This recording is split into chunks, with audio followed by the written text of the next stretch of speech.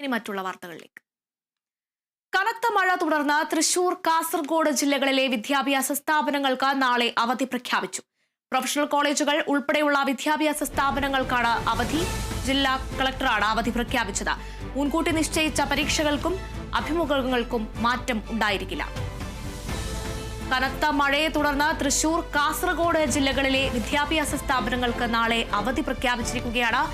Professional കോളേജുകൾ ഉൾപ്പെടെയുള്ള വിദ്യാഭ്യാസ സ്ഥാപനങ്ങൾക്കാണ് ജില്ലാ കളക്ടർ അവധി പ്രഖ്യാപിച്ചിരിക്കുന്നത്. മുൻകൂട്ടി നിശ്ചയിച്ച പരീക്ഷകൾക്കും അഭിമുഖങ്ങൾക്കും മാറ്റം ഉണ്ടായിരിക്കില്ല.